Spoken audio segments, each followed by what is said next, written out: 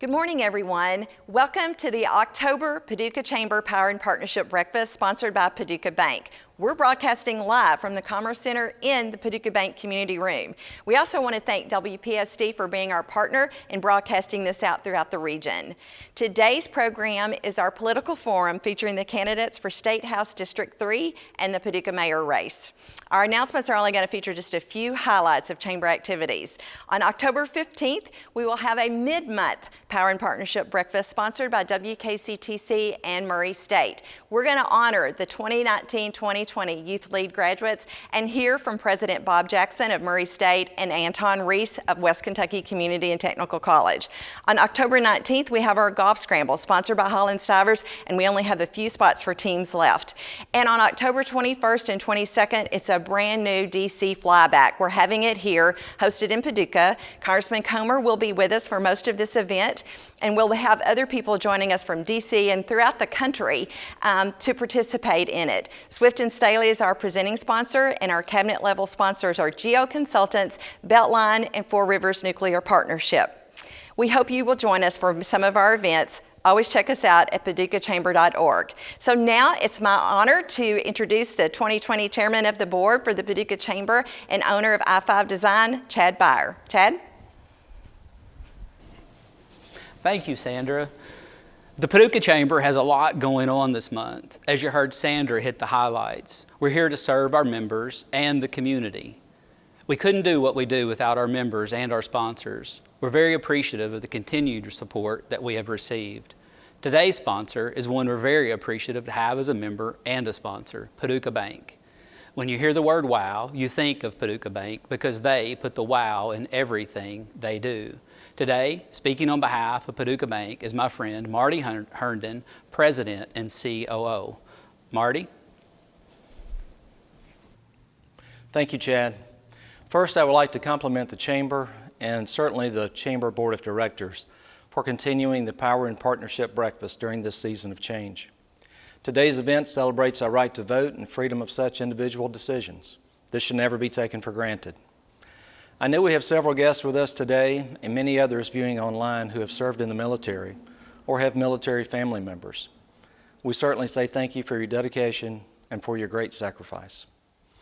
Today, I proudly represent Paducah Bank, our Board of Directors, and our 130 employee owners who work to provide a world-class banking experience for each of you.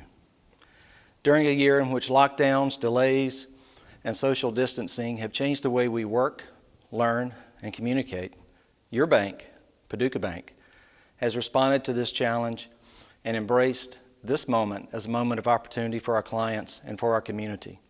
Just as we began 2020 with a great deal of optimism, we must go forward with a degree of optimism and confidence to meet the elevated needs of our clients. In the first 9 months of this year, much has been accomplished by our team.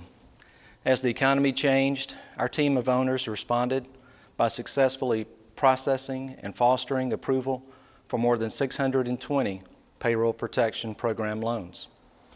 These loan clients are within every sector of our regional and local economy. They are small, medium, and large employers who utilized these loan proceeds of more than $60 million to maintain stability for families and to offer continued employment during what was an hour of darkness for many. Our commercial banking team, credit partners, and cross-line of business employees pulled together working day and night, literally working day and night for our clients. Our team's commitment was felt locally, but it was also seen in our emerging Louisville market and the surrounding region. In a moment of need, we stood with our clients and we stood with our community, just as we have every day since 1948. Yes, things are different today, but the need for clients to remain confident in their bank has never meant more than it has this year. To that point, Paducah Bank has received a 5-star rating from Bauer Financial for safety and financial strength for the past 44 consecutive quarters. Our clients and the communities we serve not only have confidence in our team with our talent-first focus, but they also have confidence in the stability and the strength of the institution. As an example of our commitment to the future, it can also be seen in our community board presence. In 2018, we announced the creation of a local community board. We rely on these young professionals to provide feedback related to product development, technology, and the ever-changing client experience. I'm pleased to share that we are expanding our local community board to include the following officers and members. Community Board Chair, Matt Snow with Baptist Health. Community Board Vice Chair, Whitney Cruz, Marquette Transportation. Community Board Secretary, Tara Salvell. Sales Rep, Eli Lilly. And the following community board members also. Katie Englert, owner of Compass Counseling.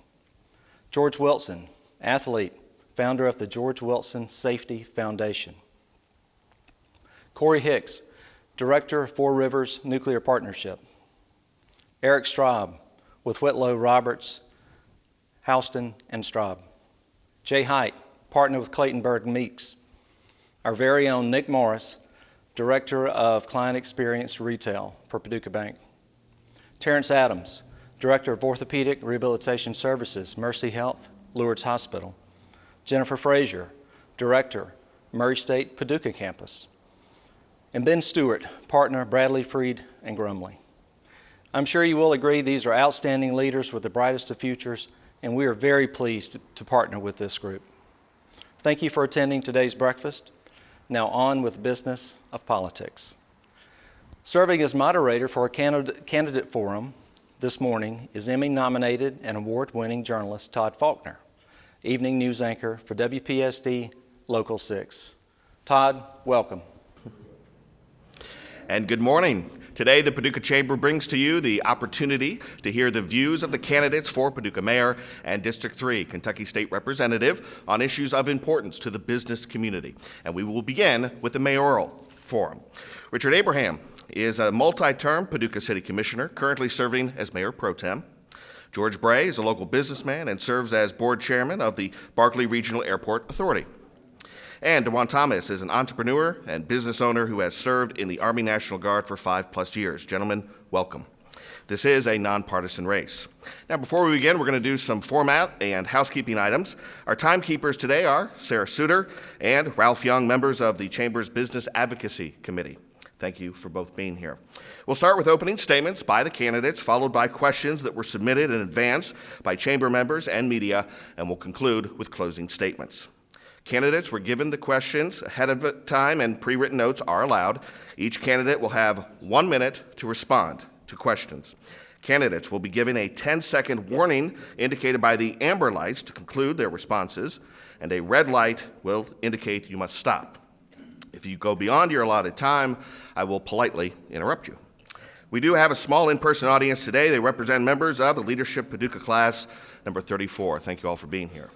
So we will begin with opening statements, the order of which was drawn earlier this morning.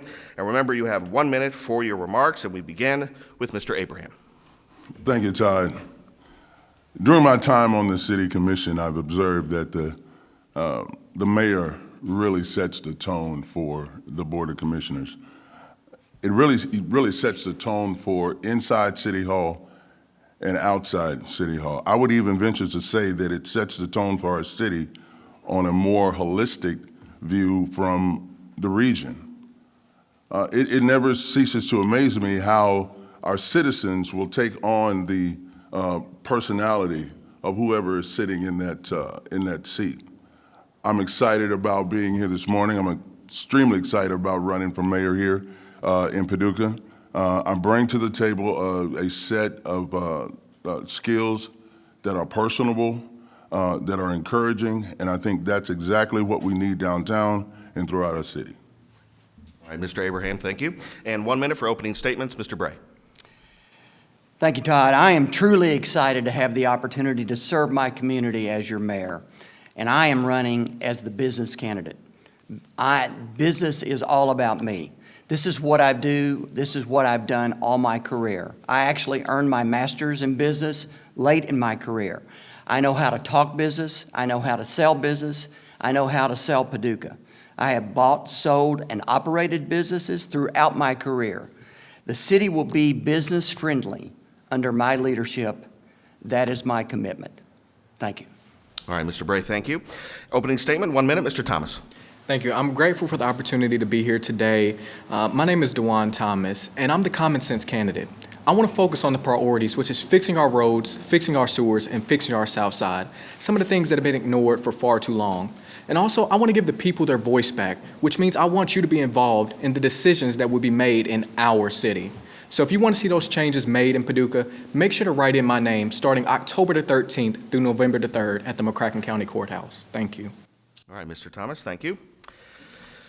The next segment will be questions directed at the candidates. Now, these questions were submitted by chamber members and members of the media, and they were reviewed by a subgroup of the Business Advocacy Committee and sent to the candidates in advance of today's event. Candidates will have 1 minute to answer, and candidates will answer the questions in the order in which was drawn earlier this morning. So we begin with Mr. Abraham, and the question from the fishbowl. What is the number one issue facing Paducah, and what is your plan to turn this challenge into an opportunity? From my perspective, the number one challenge facing Paducah right now is operating the form of government that we have the way it's supposed to be operated. When we do that, then we can focus on exactly what our job description entails, which is laid out in KRS. I think a lot of times what happens with City Hall is we get outside of our lane. We have a lot of partners here in the city. The city wasn't designed to do everything.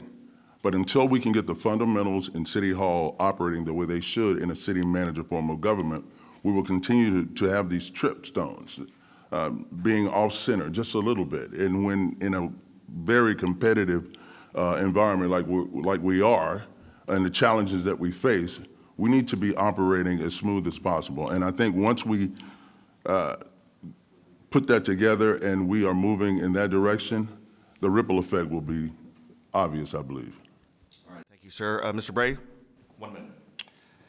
Yeah, the number one problem facing the city is really long-term population and job growth. And that's what we have to address. Of course, we have to measure the effects of the pandemic because that's affecting all of us. We have to understand how it affects us negatively, but then we have to look for the opportunities because there will be positive opportunities. We have to look for those. Change always brings opportunities, and we must seize these opportunities when they come up. So there's more people working from home. Paducah is a great place for people to move to and operate out of. So, that's just one of the many opportunities that are going to come our way. And I might point out that we're very lucky to have a very strong financial team here at the city of Paducah. Paducah remains very strong financially, so I think we'll have plenty of opportunities going forward. All right, Mr. Bray, thank you. And 1 minute to answer that question, Mr. Thomas. Thank you. I believe that one of the major issues our city is facing is the shrinking population and the shrinking revenue to businesses that is caused by the shrinking population.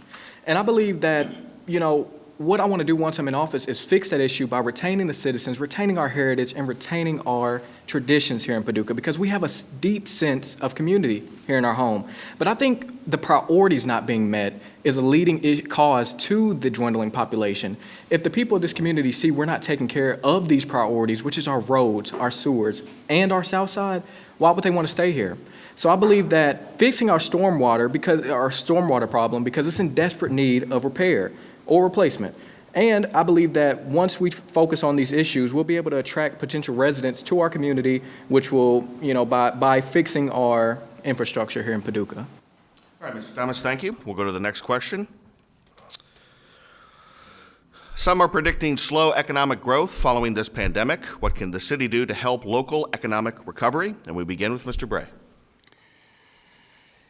Yeah, so in a free economy like ours, businesses always must compete, often against odds that it's very hard for them to survive. And the pandemic is certainly it's a tall order. But in the pandemic, the city should use all of its resources very wisely to aid citizens and businesses. A couple of ideas. First would be to develop an umbrella branded website listing all the hours of operation, the mask requirements, curbside services offered, any unique online ordering. Brand that website for all the businesses in Paducah so people understand what the opportunities are, and then focus on directing our local people to buy local. A second idea might be a website to list the COVID resources and where those resources are located. All right, Mr. Bray, thank you. Mr. Thomas. Thank you. So the city has used the funds that it has available for the economic recovery. And, you know, over time, what the city can do is just wait and depend on the state and federal government to allocate whatever funds are available to help the economy of our city. But also, I believe what the city can do is advocate for the community to come together in unity and to help one another, you know, share resources, support our local businesses. So I believe that's what the city can do in this dwindling economic crisis. All right, Mr. Thomas, thank you. Mr. Abraham? In times like these, it really shows you the type of community that you live in. The city has a role to play, and I think we've shown that with the grant program that we put money out toward small businesses, helping them through that dark time. But when you look at our city as a whole, there's a lot of partners here that really care about the people that live within our borders. There are lending institutions that we heard earlier about how precious the business receives that client. It's been there from the beginning when you start that small business. That sector of our community will step up and do what they can. Individuals will do what they feel they need to do to help us move along. So George is right. In times like these, there are a lot of things that come to the top, and Paducah always rises to the top when we're trying to help our people. All right, Mr. Abraham, thank you. Next question. The city has seen success in revitalization efforts in Lower Town, Fountain Avenue, and Midtown. How will you work with partners to continue neighborhood redevelopment in other areas of the city? In this round, we begin with Mr. Thomas. Thank you. So we have funds from our payroll tax that covers neighborhood redevelopment. 1/4 of our payroll taxes is used for neighborhood redevelopment. But what I believe that we can use some of those funds for is focusing on minority occupied areas, the South Side, and other underrepresented or underdeveloped areas in our city. And what I can do to foster that is by contracting with local construction businesses or local businesses that deal with infrastructure, and we can use them to help refurbish our deteriorated infrastructure. And if we're not able to refurbish some of those dilapidated buildings that are spread across our city, then we can just demolish them and start anew. All right, Mr. Thomas, thank you. We now go to Mr. Abraham. Again, we partner with Midtown Alliance. We've done a great job over in Fountain Avenue area. You look at the work that was done down in Lower Town. I think when you start talking about revitalization, we have a part to play, and we focus in and identify those partners that are doing that job and look to help them whenever we can. The city has a big house. There's a lot of rooms in it. Some of those rooms are not as well kept as others. So our job is to make sure that our municipal is running the way it should be.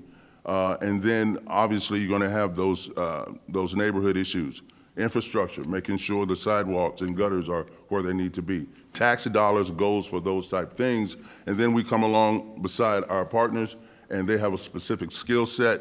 We make sure that those dollars are spent wisely. And that's the way you grow those communities. All right, Mr. Abraham, thank you. Mr. Bray? Paducah wrote the book on neighborhood redevelopment, Lower Town, Fountain Avenue, but we've lost our momentum. We just failed to follow up on some of those early successes. We've got neighborhoods crying out for redevelopment. For example, the South Side. It's a lot of hard work to redevelop a neighborhood. You must provide incentives for homeowners to improve their structures and provide buying opportunities for new homeowners. As mayor, I will provide more focus and push for financial support for increased effort in neighborhood redevelopment. Midtown Alliance has done a great job, but there may be other organizations that can do similar things, or we might be able to help Midtown Alliance expand. There's also local and residential developers that we can partner with, and they can become force multipliers for our community. All All right, Mr. Bray, thank you. I do want to note if any of the candidates would like me to repeat the question anytime, just please ask. Next question. Describe any experience you have in uniting people behind a particular cause or concerted effort. And we begin with Mr. Abraham. About a year ago, I was having a conversation with a young man, and he was talking about vocational training for inmates, and it sounded pretty interesting. I sat down with then candidate David Knight to talk about that particular program, and to make a long story short, since I only have 60 seconds, that program is the shining star in the state of Kentucky. We just received a grant of $280,000 for what?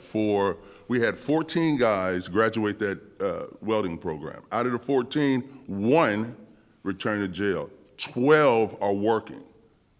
12 are changing the lives of their family because they have a skill.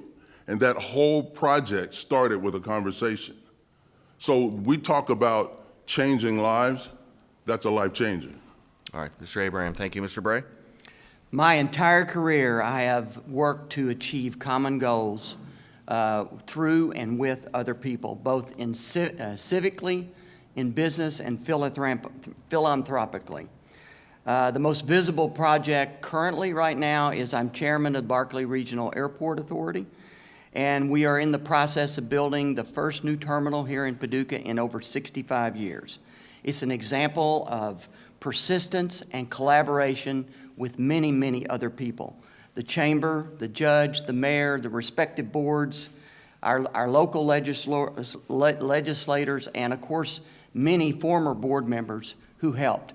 It's an example of how a community can come together and have success. I also personally developed Paducah's Tip Jar, which is a fund for restaurant workers back when the pandemic started. So I have plenty of examples of leadership and working with people. All right. Mr. Bray, thank you. Mr. Thomas? Thank you. So back in May, I did co-host one of the largest peaceful protests that we have ever seen here in Paducah, Kentucky, which brought the entire community together in unity against racial injustice. And with that, there was over 500 people in attendance, and it remained peaceful throughout the entire event. And I believe that's a major role that a leader should take, which is leading the community in such a way. And I believe that, I hold those traits with that event that I did hold. All right, Mr. Thomas, thank you. Next question. How would you evaluate the relationship between the city and the business community? We begin with Mr. Bray. Well, I think the relationship between the city and the business community is good. It's improved over time, but certainly there's room for improvement. As mayor, I will lead this city to be business friendly. Businesses that are located here or that want to relocate here must perceive that we want them to be in Paducah. City Hall experiences, I hear experiences, I hear from people that go into City Hall, some good experiences, some not so good. We must be consistent going forward. People must have a good experience when they go into City Hall, and I will lead by example. Customer experience is very important. It must be positive, and it must be positive everywhere in City Hall, not just in the customer experience department. And I will lead in rectifying any bad customer experiences. Mr. Bray, thank you. Mr. Thomas. Thank you. So I believe that the business and government relationship right now is thriving, especially in our mall area. We see new businesses sprouting up, every couple months. And I believe that moving forward, we should, spread those new businesses over into the areas that need new businesses, which is our South Side. And by doing that, or how we can do that, is by increasing opportunity for revenue. And what I plan on doing is bringing major events to our city, which will invite new tourists to our city, which will hopefully invite new potential residents to our city. And with that happening, that's going to increase our revenue for our businesses by increasing the population and showing people that there's stuff here in Paducah to do. And also, moving forward with that, I want to bring incentives for businesses to sprout up in our underdeveloped areas with new market tax credits, which is federally funded funds to businesses, which give them credits on their federal income tax and allows them, or it gives them incentive to develop in underdeveloped areas. Thank you. Mr. Abraham. It starts with our departments. Our inspections department, business licenses and fees. We want to be business friendly, but you got to do more than just say that. Todd, you come in town, you want to open a business. I'm the inspections guy. I come in, I look, hey, how can we get you open, man? We're not going to cut any corners. We're not going to do any of those things to shortchange the city or your reputation. But we want you to open. So check this out. You take care of those things. I'll be back in a month or so, week or so, and we'll check it out and see how we're doing. Attitude. Attitude is major. We can talk all we want and we can say pretty words, but when the rubber meets the road, when it's 4th and inches, attitude. Do you truly want me in your city? Are you treating me that way? As mayor, I will make sure that customer service is not just cliche as talk. Mr. Abraham, thank you. Next question. Stormwater management has been a topic of concern within the city. What is your opinion of the current plan, and would you make any changes? We begin with Mr. Thomas. Thank you. So the stormwater issue is a major issue in our city. And once I'm mayor, I'm going to make sure it gets done. I believe that it's ridiculous. It is ridiculous that this issue has been on the books for over 2+ years and nothing has been done about it. And I know that once I am in office, I will use a portion of the $22 million in bonds that we do have to alleviate the issues with the stormwater issue. And by doing that, it's going to end up taking less money from the community from the proposed plan that was going to add $6.13 to your already high water bill. So using those $22 million in bonds, we will be able to fix our stormwater issue while I'm in office, while also not taking from the community in our already crippling time. All right, thank you. Mr. Abraham. Well, first of all, we got to sit down and look at it and take it serious. We spent $1.5 million on that comprehensive stormwater study. And where those areas are dictated in that study. But we have to give it the win type of attitude that we say it is, and actually look at the plan. Folks, when it rains like it did a couple of weeks ago, we all get those videos. Again, infrastructure, that's our business. That's one of our goals. That's one of our mandates as elected officials. Infrastructure. You have to have a strong infrastructure. And until we realize that as a group and put forth those efforts so folks outside of City Hall and go, wow, they're really taking this seriously, you're going to have those attitudes out there that we don't really take that study that we spent $1.5 million with seriously. Thank you. Mr. Bray? Yes, the investment in a stormwater plan's already been made. So it's out there. We just need to act upon it. And we must act for the long term. It's a lot of money, but we can manage it. But what's really important in order to implement a stormwater plan is getting the stakeholders together and get us all on the same page so that we can expend the money to put together a long-term stormwater plan. It must be a priority, it must have focus, and we must have persistence in implementing it. We do have money from bonds that are sitting in a bank account, so that is an opportunity for us to get started. And implementing it may be unpopular, but I will lead in the implementation of a long-term stormwater infrastructure upgrade. Thank you. Next question. Paducah's payroll tax is the largest revenue source for the city. How do you feel about the city payroll tax and how it is used? We begin with Mr. Abraham. 2% of the money that comes in to the city, $16.7 million come from that payroll tax. And the way it's broke down, 1.5 goes to general fund and 0.5 goes to investment funds. So that money is pretty well spoken for. But it took a major hit during this pandemic. When you talk about Paducah and losing its population, that is a fact. We've lost some, but because of where we are in the area that we're in, the mall, and all of those restaurant workers and all of those folks when they were let go, we took a hit. I think the investment fund, the way we have the payroll tax set up, it will operate. I think it's operating okay. I think we have to really look at, again, making sure we're not wasting any of that, trimming the fat. But that's our largest money coming in, and I think it's working fine for the way it's set up. All right, thank you. Same question to Mr. Bray.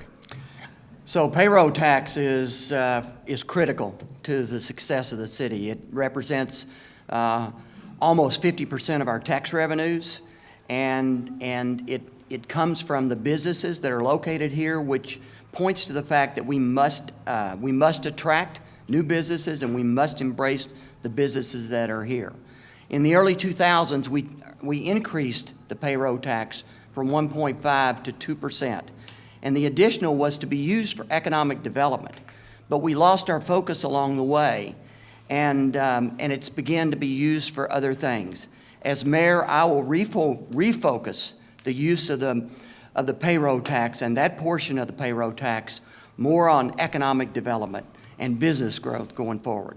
Mr. Bray, thank you. Same question to Mr. Thomas. Thank you. So in 2021, we're expected to make $19.2 million from payroll taxes. 3/4 of that will go to the general fund, and 1/4 of that will go to economic development, neighborhood redevelopment, infrastructure capital investment, and property tax relief. And one major issue that I've seen is every year, or for the past couple years, we've been overspending in our budget and digging into that investment fund to compensate for our overspending in the city. Once elected mayor, that's going to end. We're going to restructure our budget and make sure that we're spending this money what it's supposed to be spent on. And I noticed one thing, neighborhood redevelopment, fix the south side. We will use the finances available to help fix our infrastructure in the city, especially focusing on areas that have been ignored for far too long. And that's my plan once getting in office. Thank you. Mr. Thomas, thank you. Next question. If elected, how will you work with the city manager to better Paducah and McCracken County? And we begin with Mr. Bray. In our form of government, the city manager leads our day-to-day operations. I can't even express how critical that role is for the city. That person must have the ability to lead and manage teams. My job as mayor will be to work to ensure that all of us, myself, the city manager, and the commission are on the same page. It is imperative that our city manager and the city team that he leads embodies the spirit of our city and strive to take care of all of our citizens, continue to punch above our weight class, attract new businesses and help those businesses here already grow, and to ensure that we are indeed a business-friendly community, and finally to work to achieve our mission of being the leading city in our region. I have extensive experience in working with teams and leading individuals, and I will provide guidance and counsel and work with that city manager. Thank you. Mr. Thomas, same question to you. Thank you. So what I want to do with our city manager is develop a meaningful relationship with a high sense of professionalism with the citizens of Paducah and McCracken County in our best interest. The role of a city manager is to manage the budget, oversee personnel, and make recommendations to the office of the mayor. So doing so, the mayor is supposed to lead the city and represent the people of this city. And working with the city manager, I want to work with him to generate a ladder of proficiency to help develop our city. All right. Thank you. Mr. Abraham. The role of the city manager in the city manager form of government is to oversee the day-to-day operations. The goal of the city manager with our department heads will take the direction from the Board of Commissioners in areas that we want to focus on, look at those, stretch it, kick it, do whatever they got to do to it, bring back, okay, this is what we have. From what you guys said you wanted to do, this is what we're presenting to you. We need to see the A, B, C, and D of it. We need to know the best case scenario. We need to know the worst case scenario. That is a job of the city manager. And as long as the city manager is doing that, we'll work fine together. All right, Mr. Abraham, thank you. Candidates, good news. That ends the question segment of the forum. We now move to our last segment, closing remarks. And each candidate will have 1 minute to make those closing remarks. And we will begin with Mr. Abraham. I believe that being elected to city council in your hometown is awesome. Running is special, but being elected is awesome. Why? Because it shows you that the people in your hometown, they trust you. The people of your hometown, they may not agree with everything that come across, but you're reasonable. They want to give you a shot. And I've been honored to serve as long as I have on the commission. And as mayor, I will set the tone for the city. I will set that tone, and it will reverberate through the county and the region, and they will know that Paducah is a place that they want to be, because the people here in the city, they love their city, and we want the best person possible to be in that seat, and I bring that to the table. Thank you. Mr. Abraham, thank you. And 1 minute for closing statement, Mr. Bray. Yes, this is the most important election maybe in Paducah's history, and it's all about leadership. I have vast experience in working with and leading people. I have a successful track record in business and in my community. As mayor, I will drive more collaboration among our citizens, neighborhood groups, and add energy and experience to our local boards. And our local boards do make a difference. I believe our city forefathers were wise in devising a nonpartisan election, and I am proud to have support from a very diverse citizenry. Let's not look forward. We must look to the future. One of my favorite presidents is John F. Kennedy, and his favorite quotes for me, and I think it's appropriate. He said, "Let us not seek the Republican answer or the Democratic answer, but the right answer. Let us not seek to fix the blame for the past. Let us accept our own responsibility for the future." I respectfully ask for the opportunity to lead Paducah and for your vote in the upcoming election. Mr. Bray, thank you. Final statement, Mr. Thomas. Thank you. It's time for a leader in Paducah. Someone who has walked in the shoes of the majority of the citizens. I am that leader. I'm the common sense candidate. I want to focus on the priorities and the things that have not been met in our city. Your voice matters. Your voice matters when it comes to decisions being made in your city. And to the youth out there, your voice matters as well. Look at me. I'm a living example of you can do anything you put your heart and mind to. So don't let anybody ever stop you or speak negative to you or bring you down when you try to chase your dreams, because you can do it. This election that we're coming into is the most important election in many years. It is your job to use your vote as the vehicle for the changes that you want to see in your community and your country. So get out and vote. Vote for your senators. Vote for your state representatives. Vote for your judges. Vote for your president. And vote for your mayor. DeJuan Thomas for mayor. Make sure to write in my name. Thank you. All right. Thank you to all of our candidates for mayor participating this morning. Thank you very much. We're now going to welcome candidates for State Representative District 3. And as we reset the stage here in-house, I'd like to remind all who are watching that the deadline to register to vote is October 5th, and the deadline to request an absentee ballot by mail is October 9th. Simply go to govoteky.com and click on the absentee ballot request. Early in-person voting begins October 13th at the McCracken County Courthouse. The hours are 8:30 a.m. to 4:30 p.m. Monday through Friday, and 9 a.m. to 1 p.m. on Saturdays. On Election Day, November 3rd, there will be 11 polling locations for in-person voting. Voters will receive a postcard from the county clerk's office informing them of their Election Day voting location, or registered voters can cast their ballots at the county's voting supercenter, and that is at the McCracken County Courthouse. All right, the stage is reset. We will now begin with the State Representative District 3 Forum. We welcome Representative Randy Bridges, House District 3, which covers part of Paducah and McCracken County. He was elected to his first term as state representative in 2018. He is the Republican candidate. Corbin Snarden is the assistant principal of the newly built Paducah Innovation Hub. He also serves as the second vice president and education chair of the NAACP. He is the Democratic candidate. We will follow the same guidelines as the mayoral forum, beginning with opening statements, followed by questions, concluding with closing statements. Each candidate will have 1 minute to respond. Candidates will be given that 10-second warning indicated by the amber lights, and a red light will indicate that you must stop. And we will begin with opening statements. You have 1 minute, and we begin with Mr. Bridges. Thank you, Todd. And I want to express my appreciation to the Chamber. I know these things are not easy to put on, and I appreciate you, all your efforts, and everyone attending. I'm Randy Bridges, your state representative. I was elected 2 years ago to represent our district, and I just want you to know how dear Paducah, McCracken County are to me. I'm a hometown person, born at Baptist Hospital. My wife and I have raised our 2 children here. We've got 4 grandchildren, and this community is important. And we've chosen to make those sacrifices to go to Frankfort to represent you. We've chosen to defend our values and promote our economy. That's been my 2 primary goals, and it's been successful. As a freshman, I've been elevated to positions of leadership that many tenured legislators have not had the opportunity to do.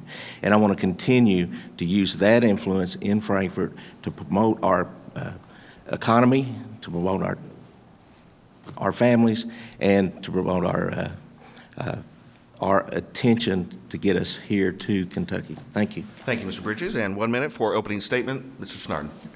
Good morning. Thank you to the Paducah Chamber and all of the members and everyone who is watching at home. So who would have thought that we'd be facing these kinds of times? We're certainly in unprecedented and new territory.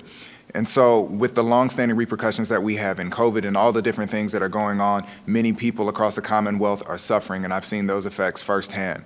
So it's not hyperbole to say that we have some difficult times ahead. So in my running and going for office, I believe that it's time for some new faces and new blood in Frankfort. I think that Bob Dylan said it best, the times are changing. Frankfort needs people who understand the common man and the commonwealth, and I'm about those things. I'm about supporting the everyday average Joe. I'm about supporting economic development and turning Kentucky into an economic powerhouse.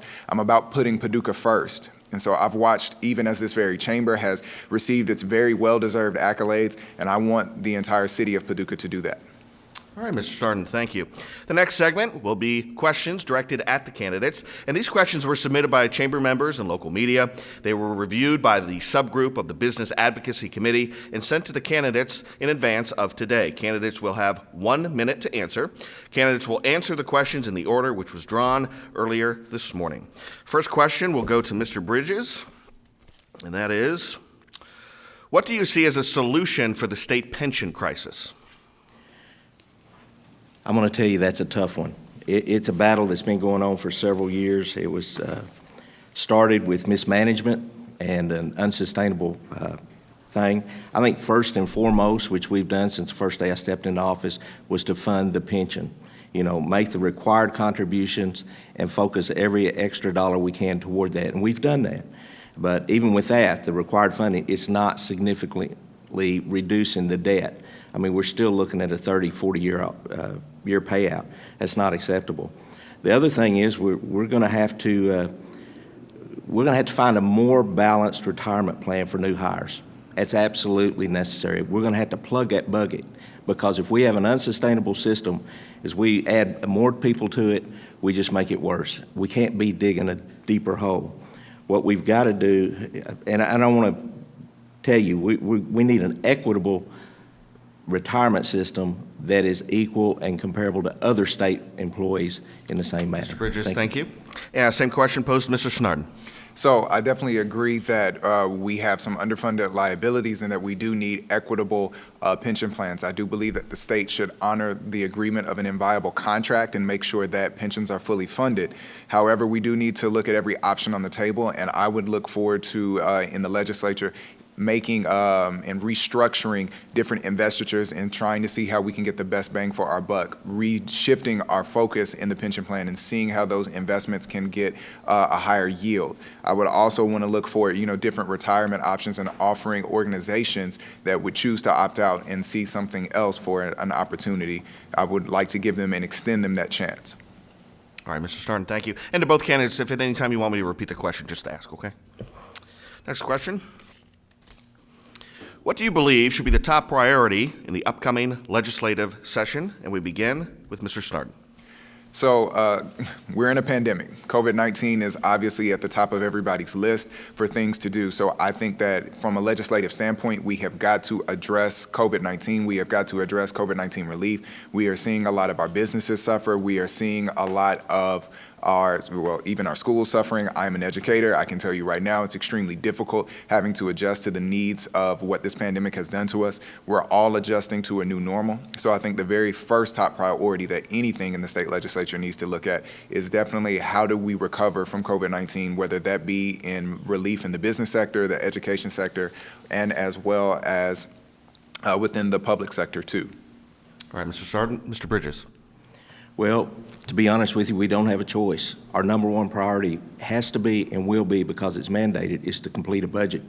Last year, in long sessions, 90 days are usually budget years. It's not happening. We cut back because we knew COVID was here. We had to make adjustments. We did a one-year budget. So the priority, number one, will be get us a budget in 30 days. It's going to be very difficult. We can't stray from that. The second thing is to look at COVID, the effects it's having on our business. We're learning every day how to do business a different way, a new way, not by choice, but by mandate. We don't have a choice. And what we're going to do, and what I feel like we need to do, is look at COVID results, look at the new ways to do business, incorporate that, and look at what's working, take a look at statutes, and if we need to make changes to statutes so we continue the good things. I look at this as an opportunity, not as a problem.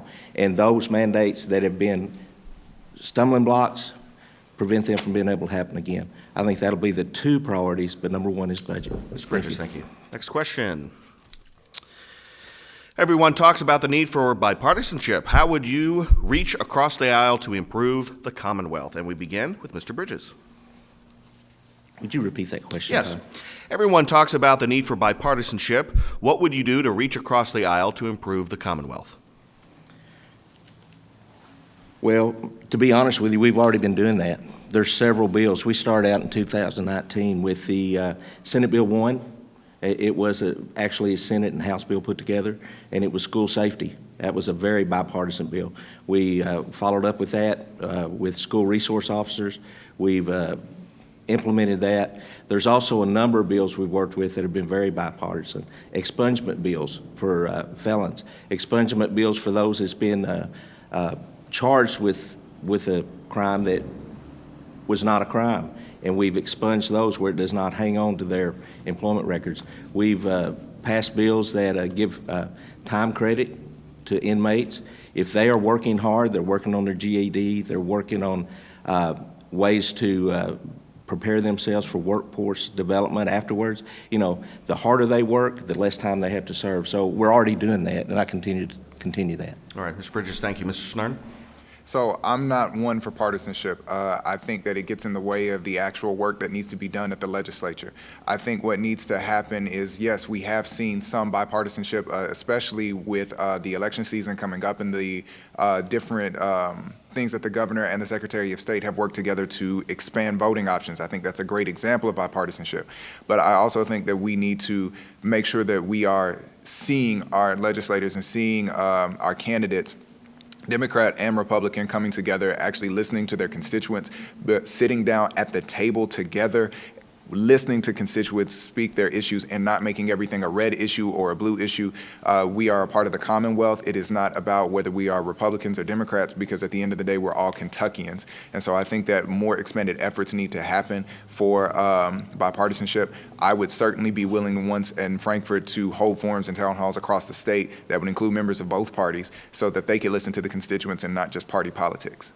All right, Mr. Snarden, thank you. Go to the next question here. What are your thoughts on the emergency powers of the governor? And we begin with Mr. Snarden. So emergency powers are just that. They're emergencies. They are for emergencies. While I do think that the governor has had to make some very, very unique choices and had to make some very hard decisions regarding the pandemic, and that emergency powers were necessary to respond to the need of this crisis, I do think, again, emergency powers are for emergencies, and when this crisis has subsided, that they should be rescinded and we should go back to as much normalcy as we can. All right, Mr. Snarden, same question directed to Mr. Bridges.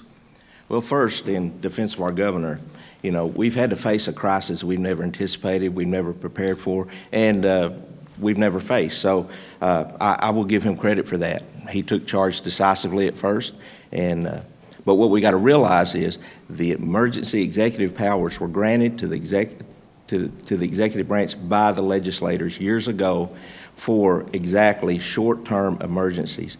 We're no longer in a short-term emergency. A red flag went up when it first happened that the governor told us. He said, y'all go home, close up session, I'll handle it.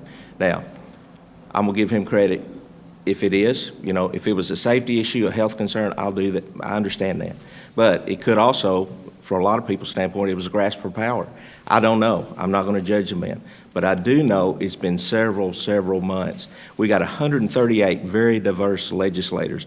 No one knows their districts more than each one of these, and he should have called us in to help us give that expertise to address the problems, because a one-size-fits-all does not work, and I feel like it has been a failure. All right, Mr. Bridges, thank you. Next question. What skill set do you possess that sets you apart from your opponent? And we begin with Mr. Bridges. Experience.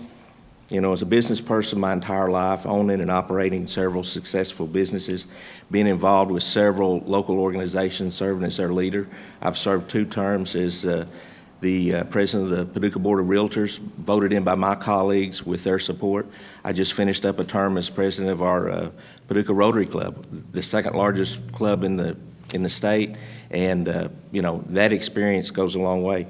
Plus what I did before that, I worked with the Kentucky Realtors in Frankfort for years, developing those relationships. Those relationships have given me a foot up and got me in the door. That experience has pushed me forward. As a freshman legislator, I have attained leadership positions, vice chair of Transportation Committee. I'm co-chairing a special task force on property valuations. That is powerful, and it's because of that, that gives me the skill set to continue. Mr. Bridges, thank you. Same question posed to Mr. Snarden. Okay, so I definitely would classify myself as a jack of trades. Not only am I a decorated educator, I'm a 2016 Ashland Teacher finalist for Kentucky Teacher of the Year. I'm a community advocate. I've done a lot of work with the NAACP, served on various different boards like Made in Alley.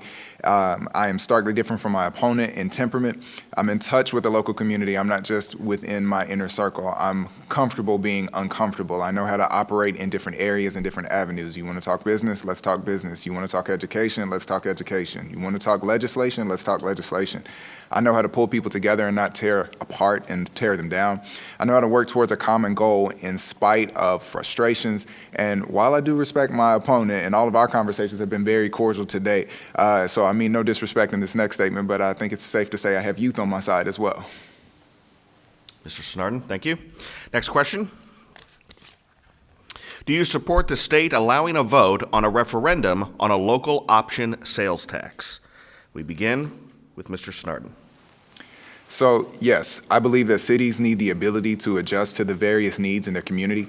I believe that, allowing this referendum gives cities the opportunity and the leeway to make changes and adjustments for their own individual needs. I've seen this work and be successful in other states and cities, like Tennessee has the sales tax options where cities have the option to make a little bit of adjustment so that they can earn additional revenue. I think it would be something that would be very beneficial for Paducah even. Mr. Snarden, thank you. Mr. Bridges, your response? Yes, this question's come up year after year, and I've always said yes, just so long as the citizens of that municipality are allowed to vote on it. They want to vote, raise their own taxes, I'm all for it. And it'll be up to the local leadership to explain what the details are, to make sure it's fully thought out before actions are taken. And I've always supported this, so yes, I do. All right. Thank you. Thank you. Next question. In what ways would you reform the tax code while balancing business growth and state revenue? We begin with Mr. Bridges. There's a couple of ways. We need to continue looking, and part of there's been a bite taken out of that apple previously, a small bite, but it is moving us forward. But continue looking for ways to broaden and increase the sales tax while lowering the personal and corporate income tax. It's a long-term approach. It takes several years to adjust. The second is to put in place a trigger mechanism where each year as we have overages of our budget, we've got excess, we've got surplus, let's take that surplus when it meets certain amounts, then put an automatic trigger where it's going to take those surplus, instead of spending that surplus, apply it to our thing and trigger where corporate and personal income tax is lowered according to that surplus. I always done it, and it's been very successful. But what we have to remember, that we need to do revenue neutral, because data shows that states with, when we do revenue neutral, we transition that, states with lower tax rates have higher economic growth. Higher economic growth equals additional state revenue. So even though we're doing revenue neutral, it's still growing the revenues. Mr. Bridges, thank you. Mr. Snarden? Okay, so I'm going to echo this in much of the same way that I did in my previous question, that we do need to allow cities the freedom and the ability to take more control over their taxes and levy their tax structures. I know that the system in Kentucky for the tax code is very antiquated. It has not been reformed to the degree that it can be the most effective for our state, and we're seeing that because some of our neighbors are doing much better as far as revenue and tax code. So I think this has been a topic of discussion in every city, and we're going to have to be very creative in order to create an environment of growth, especially with the circumstances that we're dealing with now. But I definitely think adjusting the income tax, sales tax, and being able to generate new revenue streams is going to be something going forward that needs to occur. Mr. Snarden, thank you. Next question. How will you advocate for Paducah and West Kentucky, particularly given that many of the issues facing the legislature are statewide? And we begin with Mr. Snarden. So I'm running on a platform of putting Paducah first. I've long been an advocate for all the important issues that are going on in the city. My advocacy at the legislative level is going to include reaching across the table. Again, I said this earlier, I'm very sick of party politics. I think we need to put the politics aside and we need to get to the business of actually legislating for the people. I know that we're facing some very challenging times, but the last thing that we need in the legislature is pointing the finger and who's to blame and who said what and who did this. I want to make sure that we make those key partnerships at the legislative level. I want to make sure that we put Paducah first. I want to make sure that our voice is heard and that Western Kentucky is not left out. Thank you. Mr. Bridges? Would you repeat the question? Yes. How will you advocate for Paducah and West Kentucky, particularly given that many of the issues facing the legislature are statewide? Just as I've done for the last two sessions.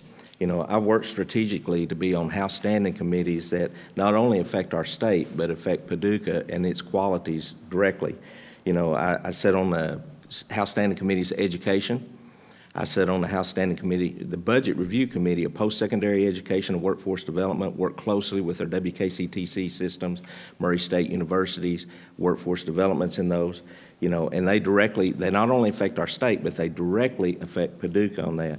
I sat on the natural resources and energy. You know, power has been a strategic stumbling block for our area, and I've worked directly with Big Rivers and TVA to lower our power rates and you know, and get us where we need to be. You know, I can't force businesses to come to Paducah, but I can give our local authorities and our community the tools to entice business to want to come to Paducah, and that's what I have done and I will continue to do. Mr. Bridges, thank you. That ends the question segment. For our last segment of the forum, each candidate will have 1 minute to make a closing statement. And we begin in the order drawn earlier this morning. Mr. Snarden. So, I want to thank the Paducah Chamber of Commerce for hosting this forum, and I want to echo my earlier statements. Frankfort needs new blood and new faces. It's time for change. It's time for something different. We need someone who's willing to reach across the aisle, someone who's not playing politics, but actually working for the common man of the Commonwealth. If we keep sending the same people to Frankfort, we're going to keep getting the same results. I'm an educator. I'm a leader. I'm a new face that's willing to tackle the challenges that we're facing. I want to remind everyone, make sure that you get out and register to vote and that you would vote for me, Corbin Snarden, Corbin Snarden, the Democratic candidate for District 3 State House of Representatives. All right, Mr. Snarden, thank you. 1 minute closing statement, Mr. Bridges. I originally ran for office to be a voice for Paducah and Frankfort, and I believe I've been that voice. We talk about change. There's change taking place in Frankfort because we've been under 100 years of partisan rule, and we've only come out of that in the last 4 years. And the growth in economic growth, the growth of the potential Kentucky scene has been outstanding. So there is change, and it's taking place, and I've been a part of that. You know, and the confirmation of that, I went up there to protect our community's standards and to promote economic growth. And I think the personal confirmation of that is endorsements I've received. I got endorsements this last week from the Associated General Contractors of Western Kentucky and from the State Chamber of Commerce, whose priority is economic growth and business development. This is hundreds of companies, thousands of people that have looked at what I voted for, and I've got a 100% voting record with the State Chamber of Commerce these last 2 sessions to push businesses forward, push Kentucky forward, and I am that voice in Paducah, and they hear it. Thank you. Thank you, Mr. Bridges. And thank you to the candidates for participating in today's forum. On behalf of our sponsor, Paducah Bank, and the Paducah Chamber, thank you for joining us today. All right, before we leave, we have 3 door prizes from our sponsor, Paducah Bank, and we're drawing from the list of individuals who registered via Zoom. First one, Roof Brothers. Gift certificate goes to Amanda Melton. Congratulations, Amanda Melton. Roof Brothers gift certificate. Next, out of the bag here, Eddie Matthew. Eddie Matthew, Phelps Farm Store. Congratulations. And finally, Susie Gillen. Susie Gillen, congratulations. You just won a gift certificate to Artisan Kitchen. Thank you so much again to our sponsor, Paducah Bank, and thank you. Have a good morning.